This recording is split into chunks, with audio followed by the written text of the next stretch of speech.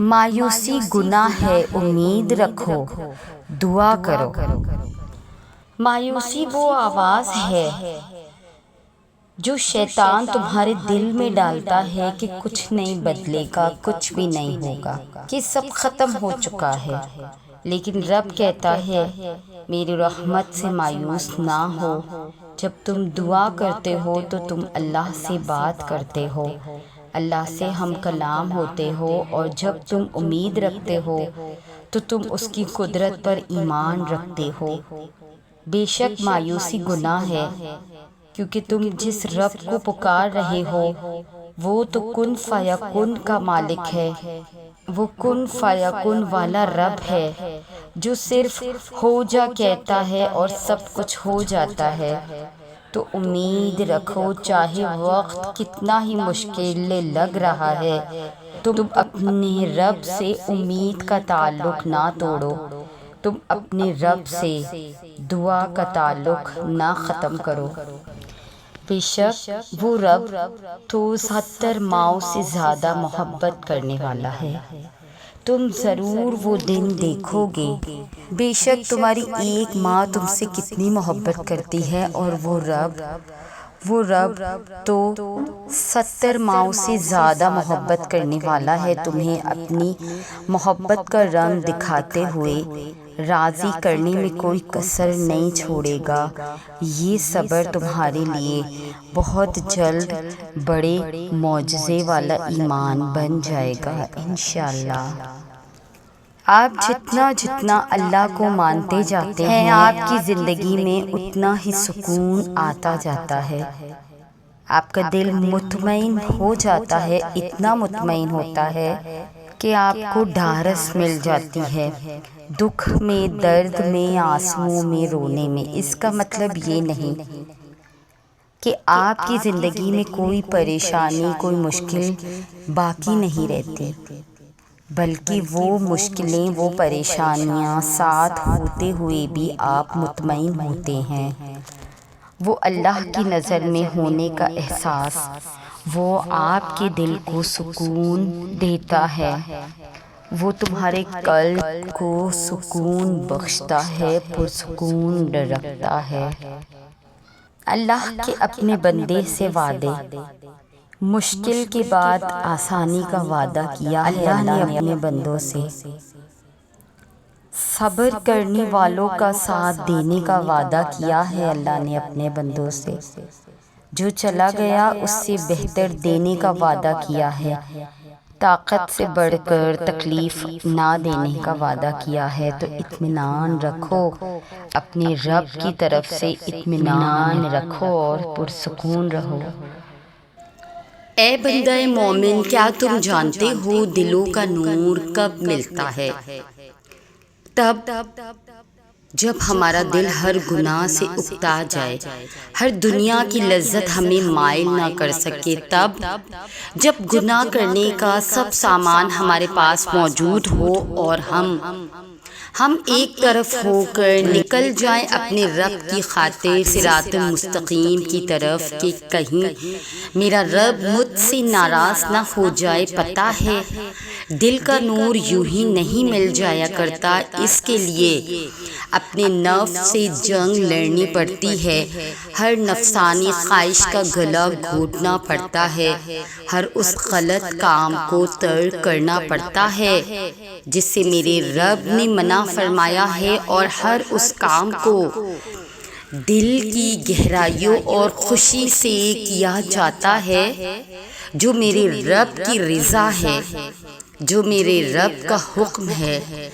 تو سوچیں کہ آپ کو کون سے کام کرنا ناصد ہے، اپنا محاسبہ کریں اور خود کی اصلاح کریں، کیونکہ آپ خود کو خود ہی بدل سکتے ہیں، اور ہدایت بھی اسے ہی ملتی ہے جو ہدایت کی طلب رکھتا ہے۔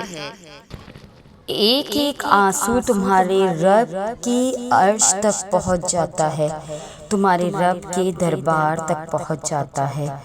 دنیا والے تھک جاتے ہیں سن کر، لیکن رب تب بھی سنتا ہے جب تم ٹوٹے ہوئے ہوتے ہو اور بولنے کی ہمت بھی نہیں رہتی۔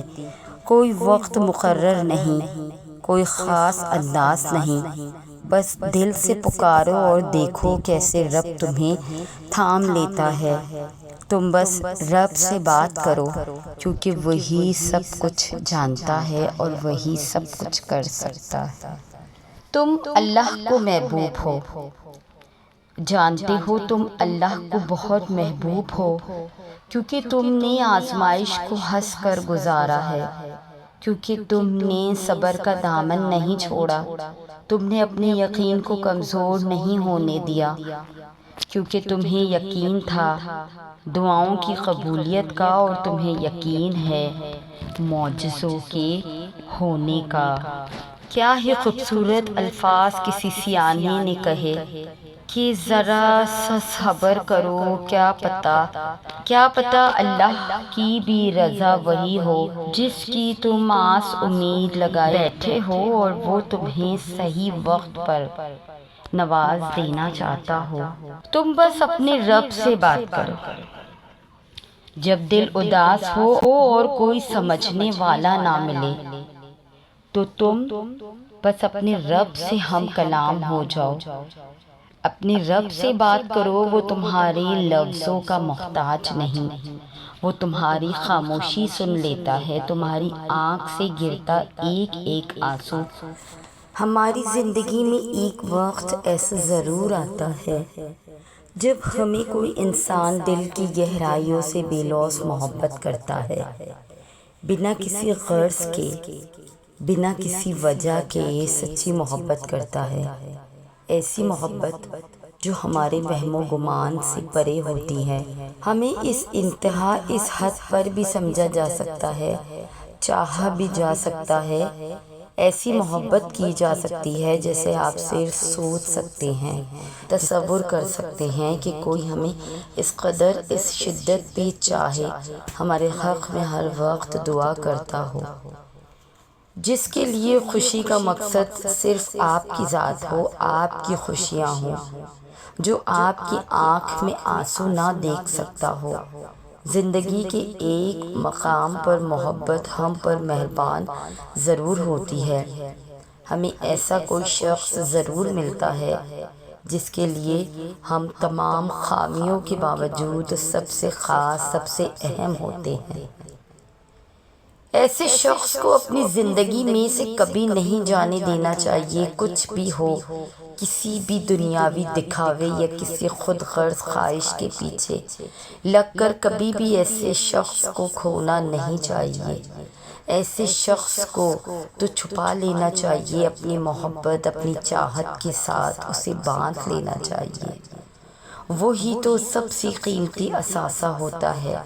ہماری پوری زندگی میں وہ واحد شخص ہوتا ہے جس کے ساتھ ہماری روح کا تعلق ہوتا ہے، جس کے ساتھ ہمارے سکون کا تعلق ہوتا ہے، جس کے ساتھ ہمارے ہر خواہش، ہر خواب، ہر تمنا، ہر ارمان، ہر خوشی و غم کا تعلق ہوتا ہے۔ ایسے شخص کی تو خود سے زیادہ حفاظت کرنی چاہیے، کسی پیش قیمت خزانے کی طرح، کہ کہیں اسے کوئی ہم سے چھین نہ لے۔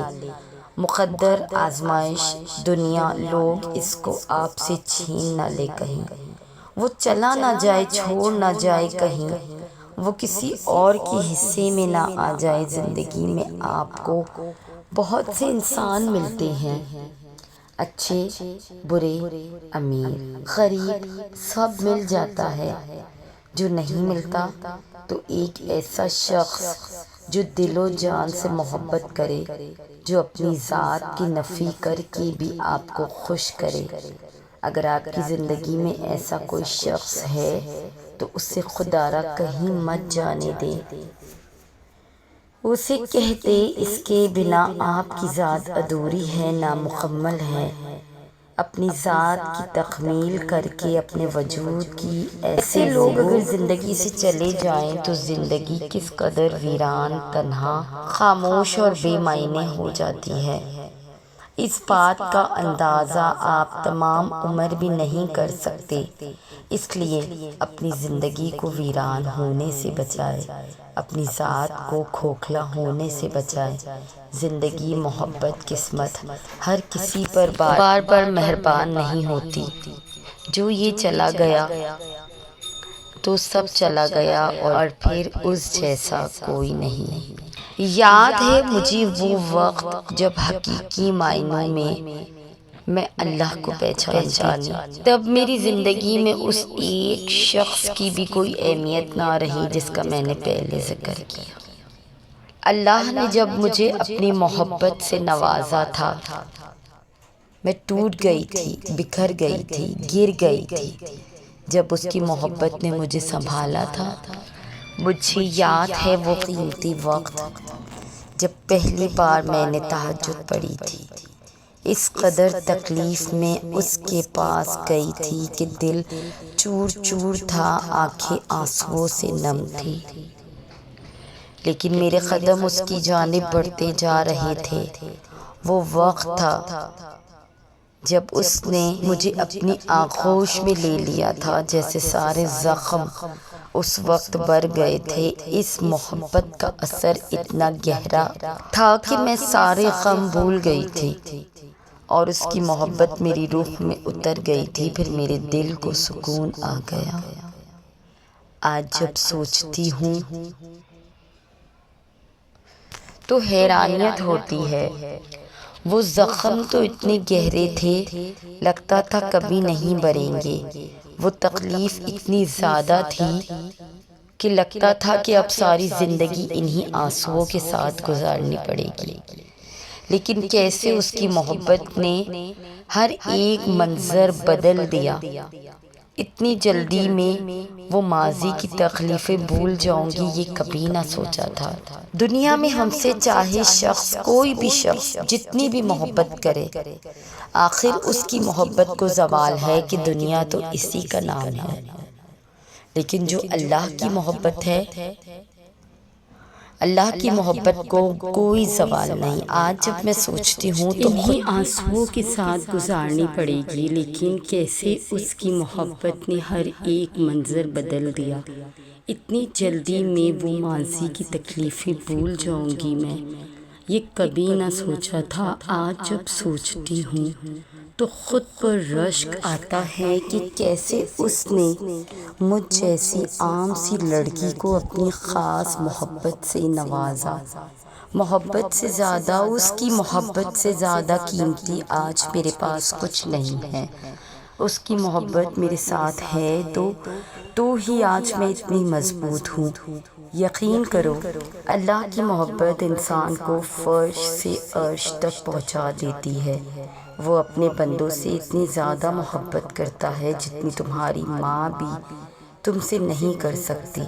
اس کی محبت بہت خاص، اور جسے وہ اپنی محبت کے لیے چن لیتا ہے اسے بھی خاص کر دیتا ہے۔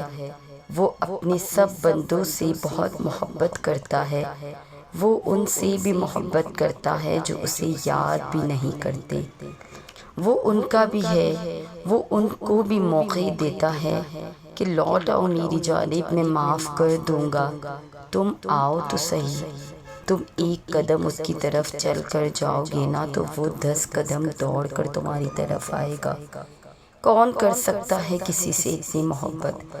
بے شک صرف تمہارا رب ہی کر سکتا ہے۔ تم دن بھر جانے انجانے میں اتنے گناہ کرتے ہو، جن کاموں سے اس نے منع کیا وہ کام کرتے ہو، وہ پھر بھی تم سے منہ نہیں موڑتا۔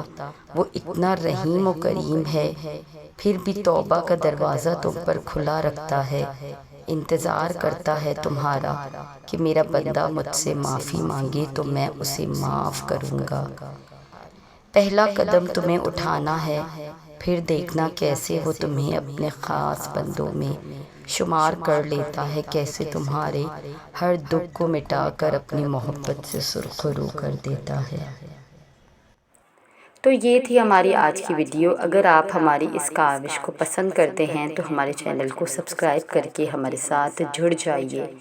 جزاک اللہ۔